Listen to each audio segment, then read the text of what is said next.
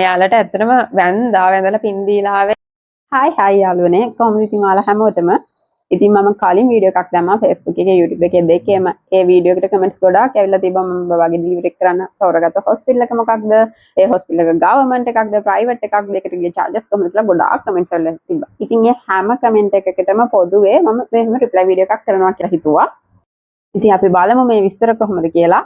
මම තෝරගත්තේ KDU hospital එක. Hospital එක තියෙන්නේ බොරලැස්ගමුව. ඇතට මම හොස්පිටල් එක තෝරගත්තේ මට මගේ ගෙදර ඉඳලා හොස්පිටල් එකට යන්න බොහොම සුළු වෙලාවක් යන්නේ. ඒක එක කාරණාවක්. ඒ වගේම ප්‍රෙග්නන්ට් කියලා දැනගත්තට පස්සේ මම ගොඩ දෙනෙක්ගෙන් අහුවට පස්සේ ගොඩ දෙනෙක් මට හොස්පිටල් එක රෙකමන්ඩ් කරා. හොස්පිටල් එක හොඳයි කියලා. ඉතින් ඒ හැමදේම සැලකිල්ලට අරගෙන මම KDU හොස්පිටල් එක තෝරගත්තා.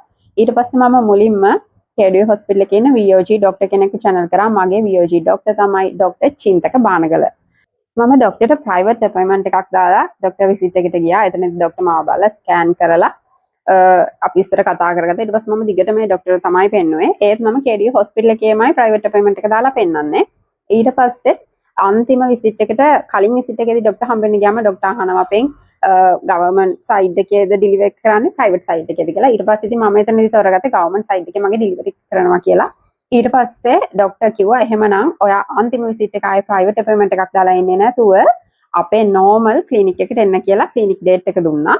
ඊට පස්සේ මම එතනට ගියාට පස්සේ ડોක්ටර් එදා ස්කෑන් එක කළා අන්තිම ස්කෑන් එක කරලා බලලා හොස්පිටල් ඇඩ්මිට් වෙන්න ඩේට් එකක් දුන්නා.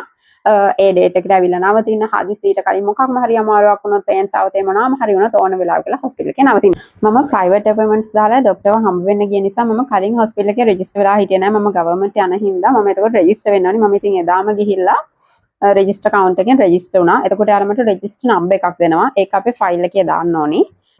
ඒ වගේම 2025 දී මට ડોක්ටර් විසිට් එකකට රුපියල් 3500ක් ස්කෑන් එකකට ගියා රුපියල් 4100ක්. KDU හොස්පිටල් එකේ ප්‍රයිවට් ගවර්න්මන්ට් ගියා කියලා එහෙම ලොකු වෙනසක් නැහැ. ඒ කියන්නේ එකම සෙක්ෂන් එකේ තමයි ක්ලිනික්ස් තියෙන්නේ. ඒ කියන්නේ අපි ප්‍රයිවට් අපොයින්ට්මන්ට් එකක් දාලා ડોක්ටර්ව හම්බ වෙන්න ගියාත් ඒ සෙක්ෂන් එකේමයි. නෝමල් ක්ලිනික් ගියාත් ඒ සෙක්ෂන් එකේමයි. එතන පොඩි වෙනසකට තියෙන්නේ.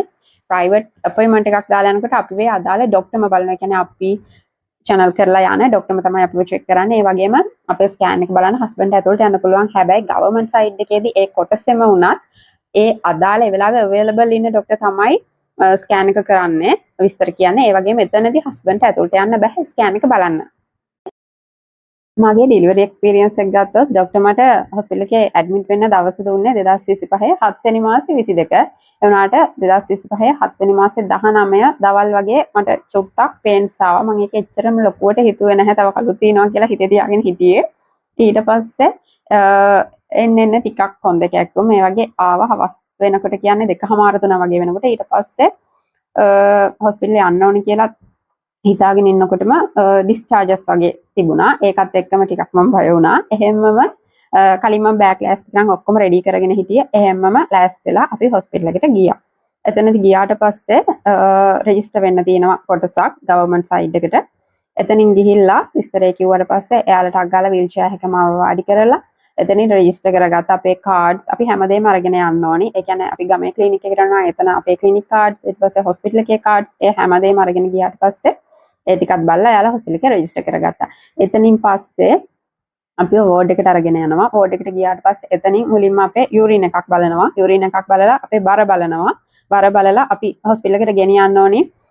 මාගේ හස්බන්ඩ්ගේ මැරේජ් සර්ටිෆිකේට් එක බර්ත් සර්ටිෆිකේට් එක ඒ වගේ තියෙනවා ડોකියුමන්ට් ID කොපිස් ඒ ටික ඔක්කොම අරගෙන යන්න. ඊපස්සේ ඒගොල්ලෝ ඒ ටිකත් අරගෙන ඒගොල්ලෝ ෆයිල් එකට දාගෙන අපිව ලියලා වෝඩ් එකට බාර ගන්නවා. ඒ වැඩ ටික ඔක්කොම ඉවරලා වෝඩ් එකට මාව හවස 4ට වගේ රෙජිස්ටර් කරගත්තේ. ඊට පස්සේ ඒ වෙලාවේ වෝඩ් එකේ ඇක්ටිව් ડોක්ටර් ඇවිල්ලා මගේ PV එකක් කරා. පළවෙනි PV එක. එතනදී ડોක්ටර් PV එක කරලා බලලා කිව්වා සෙන්ටිමීටර් 2ක් ඩයලයිට් වෙලා තියෙනවා කියලා. ඊට පස්සේ එහෙම කියලා වෝඩ් එකේ ඉන්න කිව්වා ඇඳට වෙලා මොනවා හරි අමාරුවක් තියෙනවා නම් කියන්න එහෙම කියලා කිව්වා. ඊට පස්සේ කොහොම හරි මම හිටියා. හවස 6 7 ඒ වගේ වෙනකොට වෝඩ් රවුන්ඩ් එනවා ડોක්ටර්ස්ලා බලනවා. කොහොම හරි මම රැට කෑමත් අරගෙන ඉන්නකොට මට ටිකක් අමාරුයි. වෙනතට වැඩිය බඩ රිදෙනවා. කොන්ද කැක්කමයි ටික ටික අර කලින්ට වැඩිය පේන්ස් එනවා. ඊට පස්සේ කොහොම හරි ඒත් මම නිදාගන්න try කරනවා. මට ඒ අමාරුයි. ඊට පස්සේ මේ කිව්වම නර්ස්ලාට එයාලා කිව්වා බලමු අපි තව ටිකක් කොහොම ඉන්න ඔයා මොනවාම හරි ඊට වැඩි ආයේ පේන්ස් එනවා නම් කියන්න කියලා. කොහොම හරි මම ආයේ රෑ 10ට වගේ මගේ බඩත් ටිකක් රිදෙනවා. ඒ හින්දා මම වොෂ්රූම් එකට ගියා. වොෂ්රූම් එකට ගිහිල්ලා බලනකොට කලින්ට වැඩිය ටිකක් වැඩියෙන් ඩිස්චාර්ජස් තියෙනවා. ඊට පස්සේ මම එහෙම්මම ඒ වෙලාවේ හිටපු නර්ස්ට කිව්වා. එතකොට නර්ස් කිව්වට අග්ගාලා මේ බෙඩ් එකට යන්න අපි එන්නම් බලන්න කියලා. මට කලින් කියන්න අමතක වුණා මම හවස 4ට විතර වෝඩ් එකට මේ ඇඩ්මිට් කරගත්තු ගමන්ම එයාලා අර CTG බෙල්ට් එක වැඩට දාලා බැලුවා ටික වෙලාවක්. ඒකෙන් ඒ කියන්නේ මේ කන්ස්ට්‍රක්ෂන් තියෙනවද එතකොට බබාගේ හાર્ට් බීට් එක කොහොමද ඒ විස්තර ටික එයාලා බැලුවා. ඊට පස්සේ ඒක අයින් කරා. ඊට පස්සේ කොහොම හරි ආය අර මට 10ට විතර අර ඩිස්චාර්ජස් තිබිලා මම ඊට පස්සේ කිව්වට පස්සේ ඒගොල්ලෝ මට බෙඩ් එකට වෙලා ඉන්න කිව්වා. ඊට පස්සේ ඒගොල්ලෝ ඇවිත් බැලුවා. ડોක්ටර් නර්ස් හැමෝම ආවා. ඇවිල්ලා ආයේ මගේ PV එකක් කරා. කොච්චර ඩයලයිට් වෙලා තියෙනවද කියලා බලන්න. එතකොට සෙන්ටිමීටර් 6ක් වගේ ඩයලයිට් වෙලා කිව්වා. ඊට පස්සේ ආයේ CTG බෙල්ට් එක දාලා ආයේ බැලුවා. ඊට පස්සේ මට කන්ස්ට්‍රක්ෂන් හයි කන්ස්ට්‍රක්ෂන් එනවා කිව්වා. එහෙනම් ඔයා දැන් ලේබර් රූම් යන්න ලෑස්ති වෙන්න ඕනි කියලා ඊට පස්සේ යාලා වස්ති කරා. මට ලෑස්ති වෙන්න කිව්වා ලේබර් රූම් එකට යන්න. ඉතින් මම වස්ති කරාට පස්සේ එහෙම ගිහිල්ලා ඊට පස්සේ වොෂ් කරලා ඔක්කොම කරලා මම ලේබර් රූම් යන්න ගෙනාපු ඇඳුමත් ඇඳගෙන ලෑස්ති වුණා.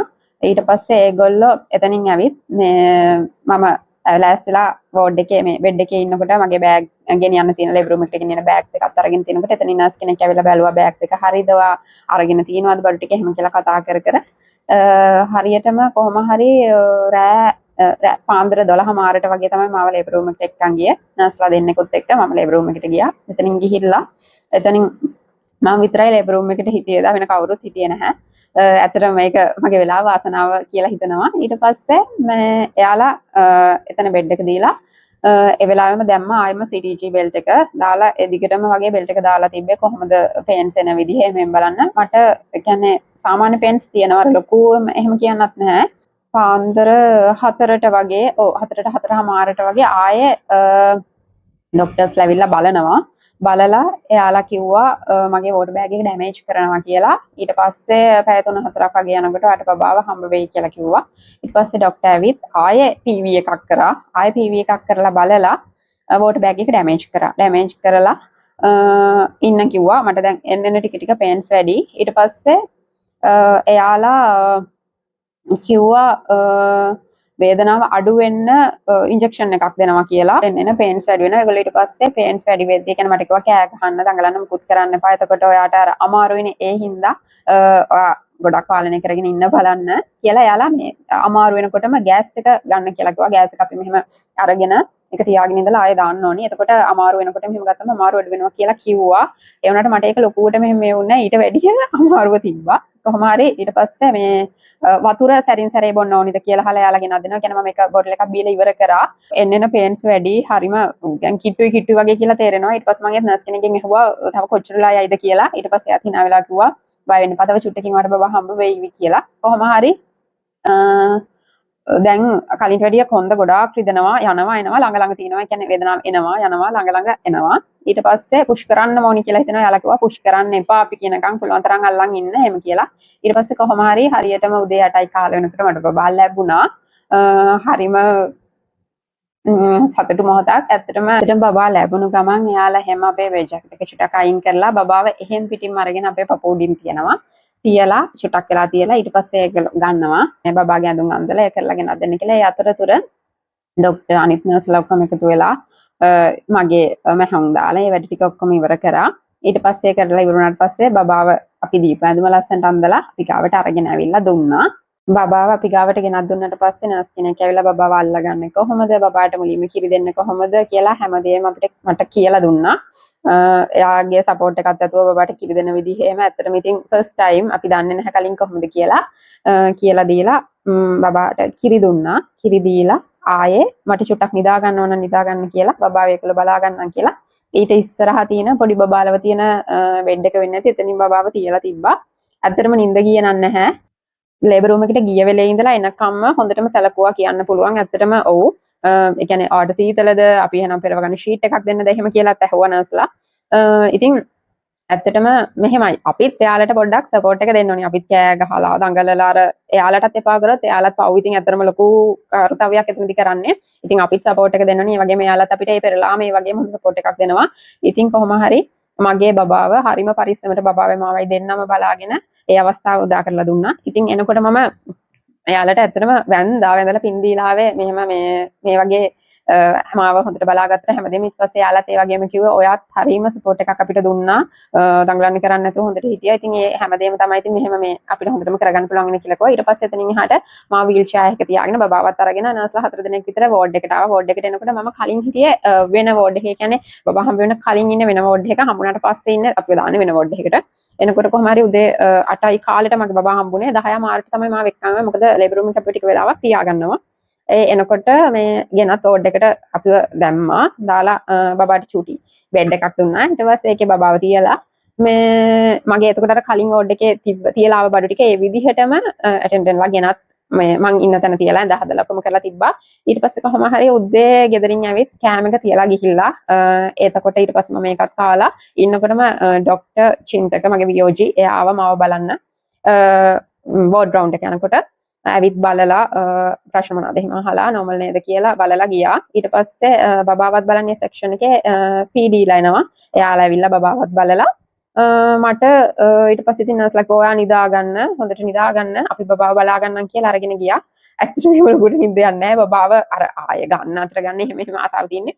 ඊට පස්සේ කොහොම හරි දවල්ට එයාලා කිව්වා දවල්ට ගෙදරින් ආවම ගෙදර කෙනෙක් එක්ක ගිහිල්ලා ඔයා ඇඟ හොද ගන්න. එහෙම නැත්නම් අපේ ගෙදරින් කවුරු හරි එන්නේ නැත්නම් ස්ටාෆ් එකේ කෙනෙක් එක්ක ගිහිල්ලා ඇඟ හොද ගන්න කියලා.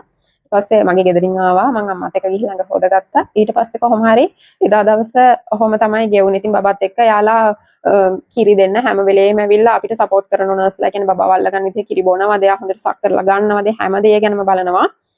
බලලා කොහොම හරි ඊට පහුවෙනිදා අපේ කියන්නේ මගේ තාත්තේ බබාගේ තාත්තේ මේ හැමදේම නෝමල් නම් ඩිස්චාර්ජ් කරනවා. මාවත් ඒ වගේ පහුවෙනිදා ඩිස්චාර්ජ් කරා. හැබැයි ඒගොල්ලෝ ඩිස්චාර්ජ් කරනකොට හරිම මේ කියන්නේ හැම විස්තරයක්ම අපිට කියන්නේ ගෙදර ගිහිල්ලා මම බබාව බලා ගන්න ඕනි කොහොමද යවන ආවන්න ඕනි කොහොමද හැමදේම මේ වගේම මම පරිස්සම් වෙන්න ඕනි කොහොමද මම නාලා කාලා පිරිසිදුව ඉන්නේ කොහොමද මේ හැමදේ ගැන විස්තර දෙනවා. ඒ වගේම වගේ බර්ත් සර්ටිෆිකේට් එක හදා ගන්න ඒ ડોකියුමන්ට්ස් ඒ හැම විස්තරයක්ම දෙනවා.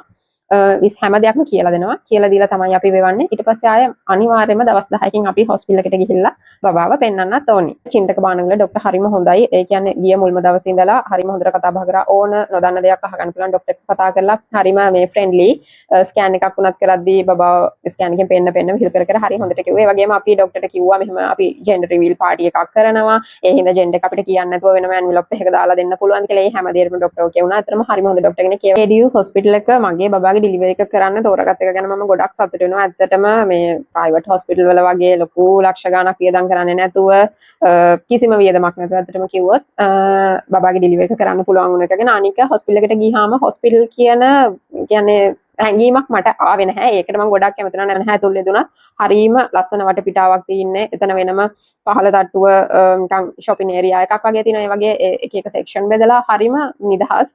ඒකත් එක්ක හොස්පිටල් එක මේ මම ගොඩක් මුලින්ම ගියම දවසේ හොස්පිටල් එකට කැමති වුණා.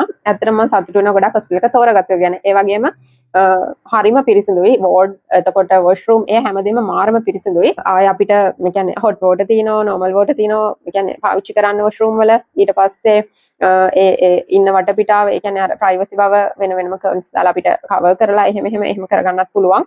හරිම පිරිසිදුයි පිළිවෙලයි. මට ඒකට ගොඩක් ආසයි. මට කලින් කියන්න අමතකුණා අපිව ඩිස්චාර්ජ් කරන්න කලිනුත් එයාලා අපේ බ්ලඩ් එකක් අරගෙන බලනවා. ඒකත් නෝමල් නම් තමයි අපිව ඩිස්චාර්ජ් කරන්නේ. ඒ වගේම මේ මම කිව්වේ බබාව දවස් 10කට පස්සේ අපි ආයෙ ගෙනත් පෙන්නන්න ඕනි කියලා. ඒ වගේම සති දෙකකට පස්සේ ආයෙ අම්මා ඒ කියන්නේ මමත් ගිහිල්ලා හොස්පිටල් එකට පෙන්නන්න ඕනි. යාලා අපිව චෙක් කරනවා අපේ තාත්තේ කොහොමද අපේ මැහුම් ඒ තාත්තේ කොහොමද හැමදේම. පස්සේ ඒගොල්ලෝ ඩිස්චාර්ජ් වෙද්දී කියනවා. ඒ වගේම කියන්නේ ගිහිල් ගෙදර ගියාට පස්සේ මොනම හරි අමාරුවක් වුණොත් බ්ලීඩ් වෙනවා වැඩි නම් අපේ මොනවා හරි ප්‍රශ්නයක් නම් බබාගේ මොනවා හරි නම් ආයේ ඒ සනින්ම ඇවිල්ලා හොස්පිටල් එකේ පෙන්නන්න කියලා. ඉතින් ඔහොම තමයි මගේ බබාගේ බර්ත් එක්ස්පීරියන්ස් එක ආයේ මගේ ලේබර් රූම් එක්ස්පීරියන්ස් එක හැමදේම උනේ. මම හිතනවා හැමදේම වගේ කියවෙන්නේ නැති කියලා මොනවා හරි මිස් වෙච්ච දෙයක් තියෙනවා නම් ඔයාලට මොනවා හරි දෙයක් දැනගන්න ඕන නම් අනිවාර්යෙන් කමෙන්ට් එකක් දාන්න. මම රිප්ලයි එකක් තියෙනවා. ඒ වගේම KDU හොස්පිටල් එක අදාළව බබා හම්බ වෙන කලින් මම බබාගේ බෑග්ස් රෙඩි කරපු වීඩියෝ එක තියෙනවා. ඒක ඔයාලට ඕනි නම් පහින් කමෙන්ට් එකක් දාන්න. මම ඊළඟට ඒ වීඩියෝ එකත් අරගෙන එන්නම්. එහෙනම් මං ගිහින් එන්නම්. හැමෝටම බයි.